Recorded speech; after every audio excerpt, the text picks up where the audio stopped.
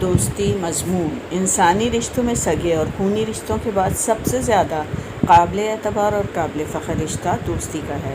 یہی وہ عظیم رشتہ ہے جس کی بنیاد وفا، ایثار اور بے لوث ہمدردی پر قائم ہوتی ہے۔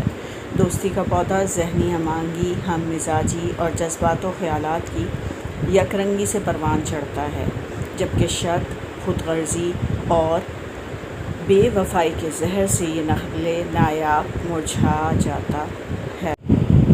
کہا جاتا ہے کہ دوست وہ جو مصیبت میں کام آئے، اور حقیقت بھی یہی ہے کہ ایک دوست غم ہو یا خوشی تمام حالات میں اپنے دوست کا ساتھ دیتا ہے۔ بے لوث کردار کے باعث ایک دوست کی قدر و منزلت رشتہ داروں سے اور بڑھ جاتی ہے۔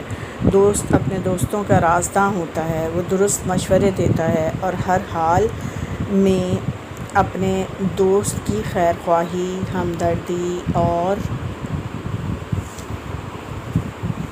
اور عزت کا طلبگار ہوتا ہے۔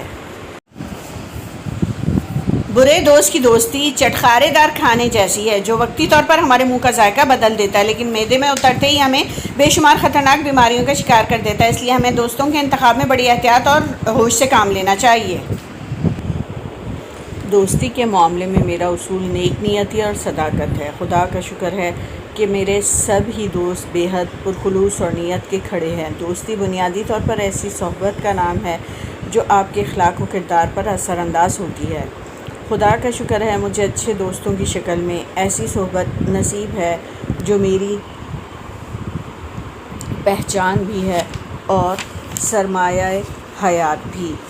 میرے لیے یہ بات بے حد اطمینان کا باعث ہے کہ میرے سبھی دوستوں کے والدین کو ہماری دوستی پر ناز ہے۔